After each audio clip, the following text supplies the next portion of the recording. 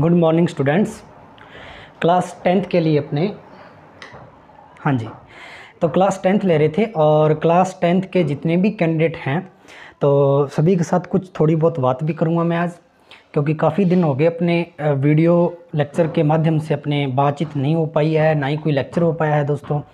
और सबसे मुख्य जो बात है फ्रेंड्स वो ये है कि आपके FA1 जो टेस्ट हुए थे और उसके अंदर क्लास 10th का सबसे अच्छा रिजल्ट रहा। अभी तक जितनी भी क्लासेस थी, ठीक है, उन सभी में से सबसे अच्छा जो रिजल्ट दिया है, फीडबैक दिया है, वो आप ही की क्लास ने दिया है, ठीक है।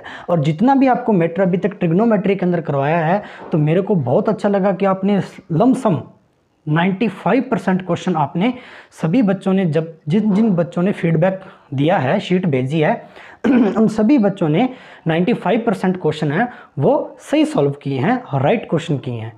तो स्टूडेंट्स साथ ही साथ नोट्स तो बनाने आपको प्रैक्टिस के अंदर ले लीजिए, क्योंकि जब तक मैथ्स को प्रैक्टिस नहीं करेंगे, मैं बार बार यही बात कहता आया हूँ, जब तक मैथ्स को प्रैक्टिस में नहीं लोगे तब तक मैथ नहीं आएगी। अगर 10th में मैथ इम्प्रूवमेंट नहीं होगी तो आपके अच्छे परसेंटेज नहीं बनेंगे, ठीक है स्टूडेंट्स। तो ये बात ध्यान रख लेना। नंबर 2 बात जो है कि जिन बच्चों ने FA1 टेस्ट नहीं दिया, अपनी फीडबैक जो शीट है वो रिटर्न के अंदर मेरे को नहीं भेजी है, तो वो स्टूडेंट्स भी ध्यान दें थोड़ा कि देखो, आप टेस्ट से भागो मत। आप एग्ज़ाम से भाग रहे हो, टेस्ट से भाग रहे हो, कब तक? आपकी 10th क्लास है स्टूडेंट्स, अभी आप सीनियर क्लास में हो, जूनियर क्लास में नहीं हो, सीनियर क्लास में हो, तो टेस्ट से क्यों भाग रहे हो? टेस्ट से तो आपका कॉन्फिडेंस आपका डाउन नहीं होना चाहिए, कॉन्फिडेंस आपका हाई होना चाहिए, क्योंकि टेस्ट के अंदर जैसे आपके मार्क बहुत अच्छे होंगे, आपके मार्क में ग्रोथ होगी, इम्प्रूवमेंट आएगा आप में जब मैथमेटिक्स में, तो आपको टेस्ट से भागने की बजाय आपका टेस्ट और अच्छा होना चाहिए, आपको कॉन्फिडेंस आना चाहिए, सेल्फ कॉन्फिडेंस इतना आ जाना चाहिए कि हाँ जी, हमारे पास कोई भी क्वेश्चन आ जाए मैथमेटिक्स का या किसी भी सब्जेक्ट का कोई भी क्वेश्चन आ जाए, हम उसको ईजिली सॉल्व आउट कर पाएंगे, ठीक है। ऐसा कॉन्फिडेंस आप सभी 10th क्लास के स्टूडेंट्स में आना चाहिए, ठीक है। लास्ट बात एक और कहूँगा कि 10th क्लास का जो फीडबैक है मैथमेटिक्स के अंदर FA1 टेस्ट का बहुत अच्छा रहा, मेरे को बहुत अच्छा लगा। वेरी गुड कहना चाहता हूँ मैं सभी 10th क्लास के कैंडिडेट्स को कि आपने बहुत अच्छा फीडबैक दिया स्टूडेंट्स। इसी तरह आप फीडबैक देते रहें positive.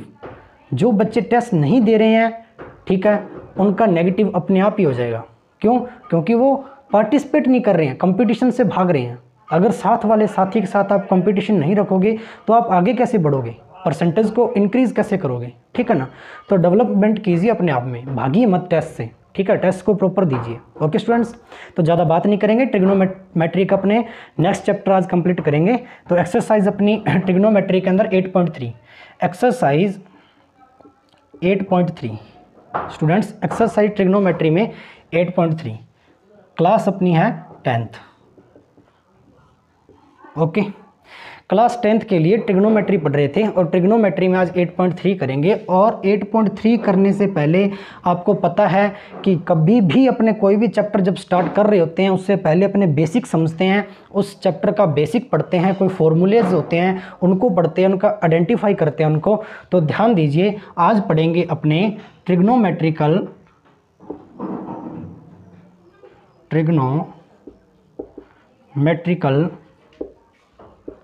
Ratio of complementary angle.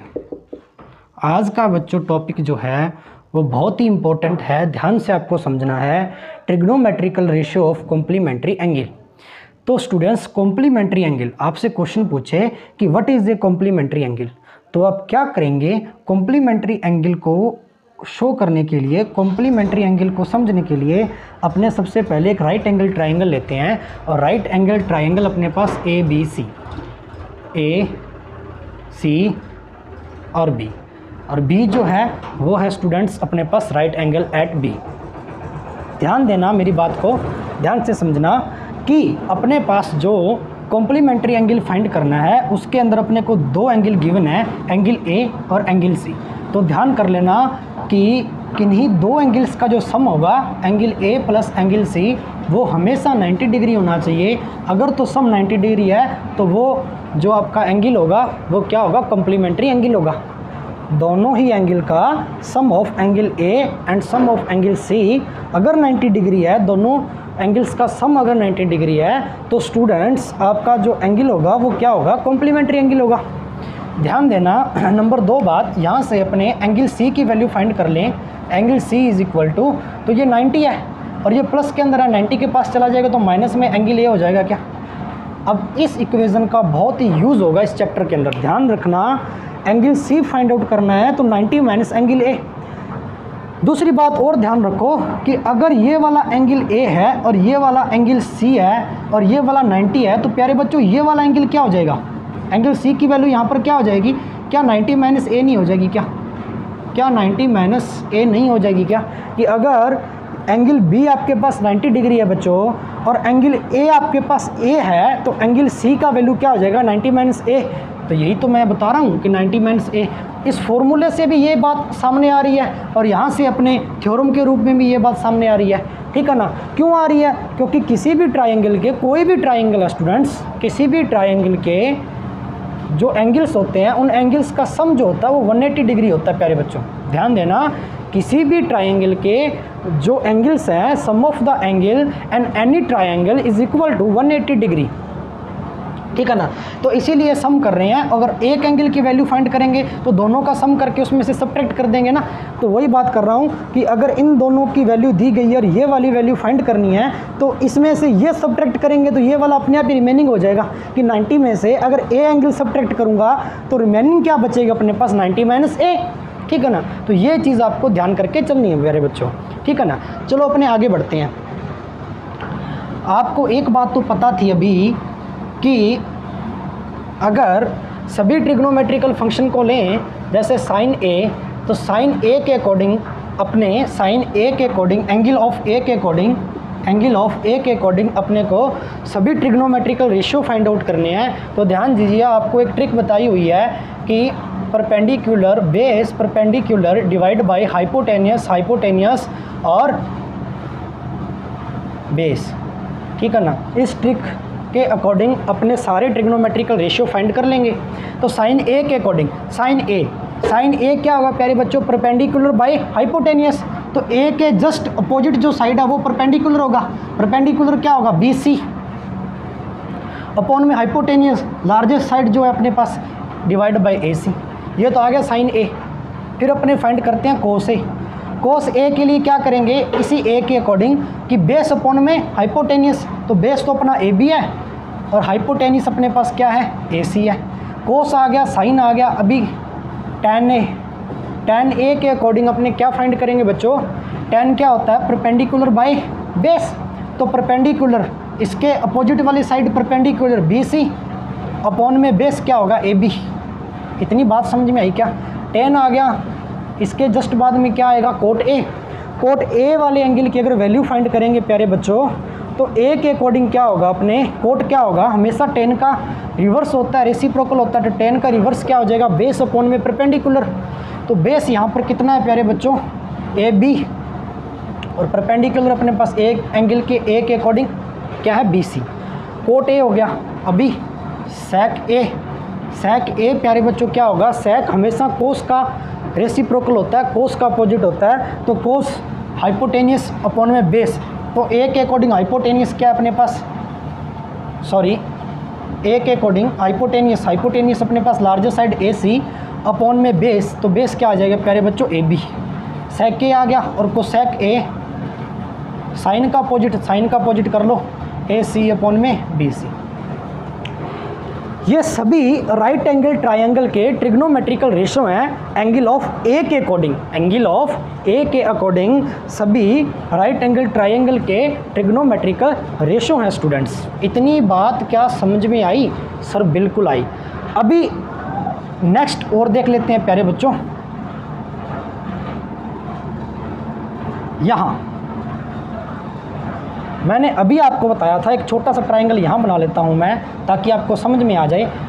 ये 90 डिग्री था प्यारे बच्चों, ये एंगल ऑफ ए था, ये एंगल ऑफ सी था। यहाँ जो एंगल बचा था वो 90 माइनस ए बचा था क्योंकि ये 90 डिग्री था। ध्यान दें, अभी मैं आपको क्या बताना चाह रहा हूँ, मैं कुछ बताने की कोशिश कर रहा हूँ बच्चों। वो क्या है कि अगर अपने पास इस प्रकार की बात आ जाए, जैसे एंगल सी की वैल्यू फाइंड करनी थी तो 90 माइनस ए मैंने पहले लिख दिया था, तो क्या ऐसे ही अपने साइन ए की जगह, इस साइन ए की जगह अगर अपने 90 माइनस ए रखें, अब ये 90 माइनस ए किसकी वैल्यू है प्यारे बच्चों? इस एंगल सी की, इस एंगल सी की वैल्यू है, क्योंकि अपने एंगल ए के अकॉर्डिंग ट्रिग्नोमेट्रिकल रेशियो अपने सारे फाइंड कर लिए। अभी ट्राइंगल के अंदर जो एंगल सी है, इस एंगल सी के अकॉर्डिंग सभी ट्रिग्नोमेट्रिकल रेशियो फाइंड करेंगे।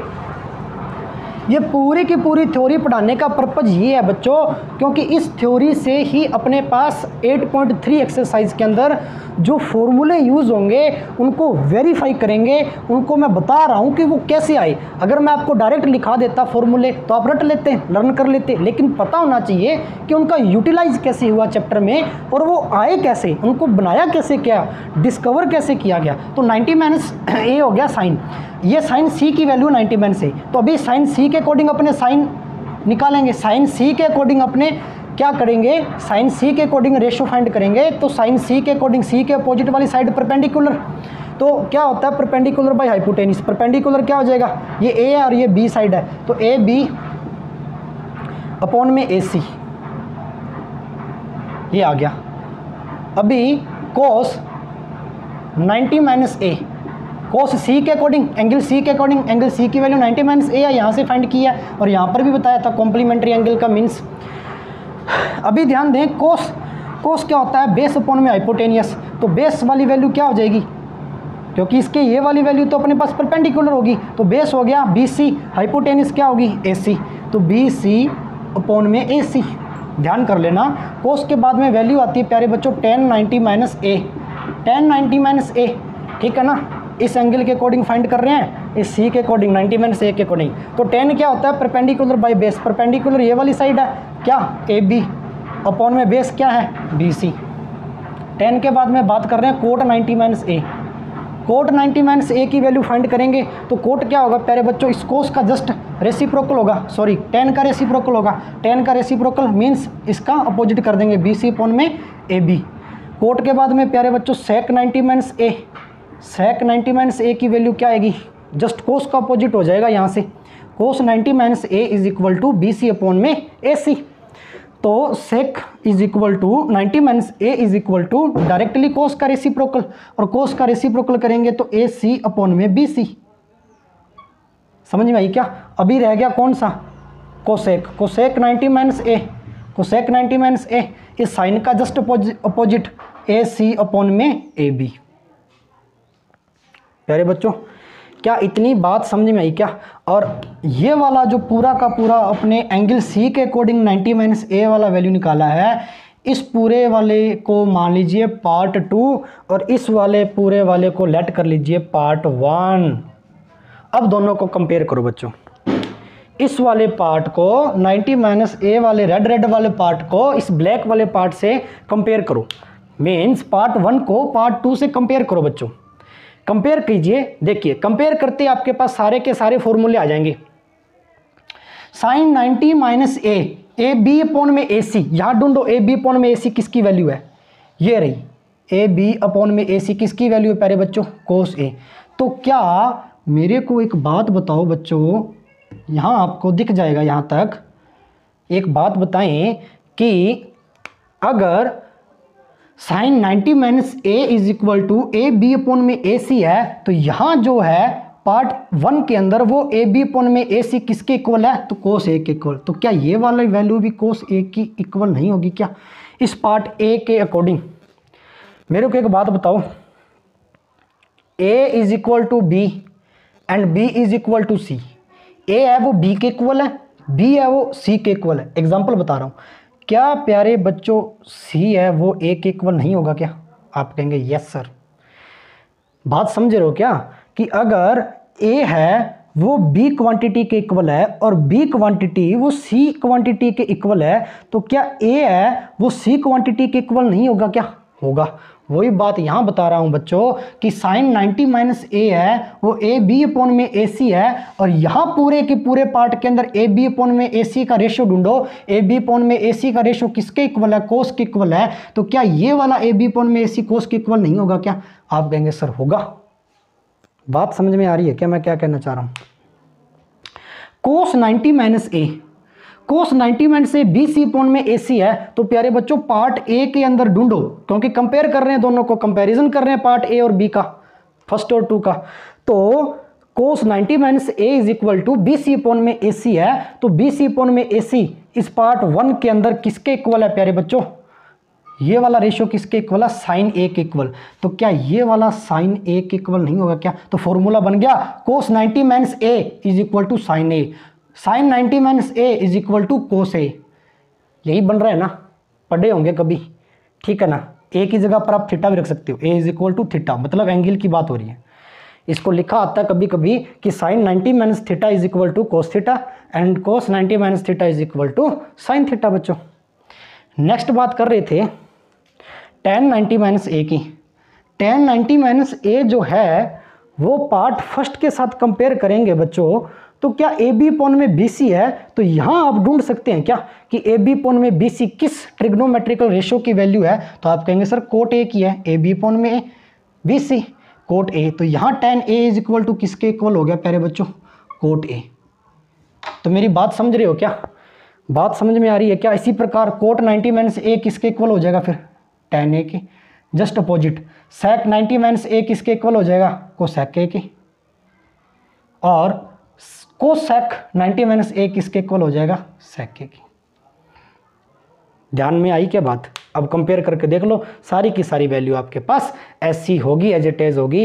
प्यारे बच्चों इसको अगर आप उतारना चाहते हो फिर नोटबुक के अंदर आप इसको राइट करना चाहते हो तो पूरी स्ट्रक्चर को आप राइट कर सकते हो as it is with right angle triangle.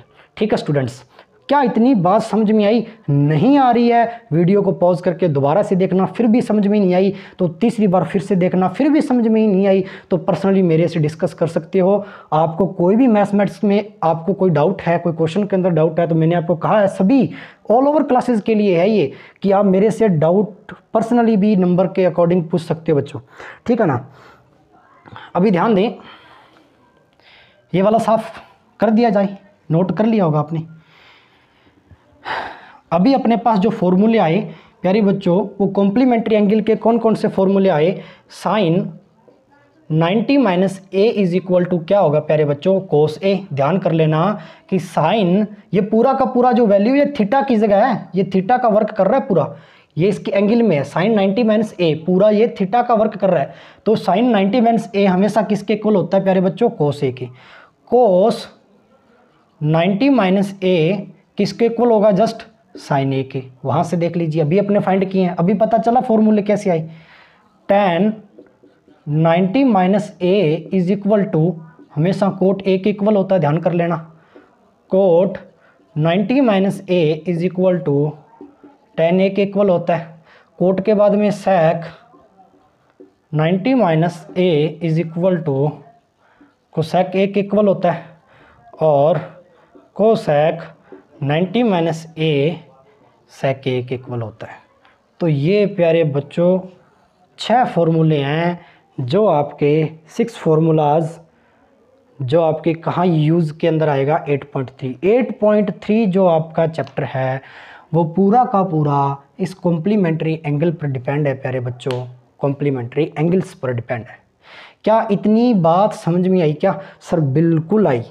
ठीक है बच्चों, तो ये रहा आपका कॉम्प्लीमेंट्री एंगल्स और ये सम ट्रिग्नोमेट्रिकल एंगल्स हैं, ये आपके फॉर्मूले हैं जो वेरी इंपॉर्टेंट है, आपको अब लर्न इजी हो जाएंगे। बस इसका जस्ट अपोजिट करना, साइन तो कोस, कोस तो साइन, टैन तो कोट, कोट तो टैन, सेक कोसेक, कोसेक और सेक। ठीक है प्यारे बच्चों, एक दूसरे के अकॉर्डिंग है। सीरीज के अंदर जैसे ट्रिग्नोमेट्रिकल रेशियो पढ़े थे वैसे का वैसा है। ठीक है ना बच्चों, तो ये चीज़ आपको समझ में आई क्या? सर बिल्कुल आई। ठीक है ना, तो इसके बाद में करेंगे 8.3। तो ज़्यादा नहीं आज लगाऊंगा लेक्चर आपका मैं, बस यहीं तक करेंगे आज आपका। ठीक है, बस आपको ये समझाने थे ताकि आपको प्रूफ हो जाए कि आए कैसे। कल करेंगे 8.3 स्टार्ट। ठीक है ना, 8.3 जो आपकी है पूरी की पूरी वो क्या करेंगे? कल करेंगे। कल उसको पूरा अपने एंड कर देंगे, ख़त्म कर देंगे, क्योंकि अभी स्टार्ट करूंगा तो कम से कम 2 या 3 या 4 क्वेश्चन कर पाएंगे। क्वेश्चन उसके अंदर 7 है ना, 7 क्वेश्चन है। तो इसीलिए क्या करेंगे, कल अपने इसको अलग से ले लेंगे 8.3 के all questions solution. Okay students, good bye. सभी को अच्छे से लर्न करना है और राइट करना है। Okay students, bye.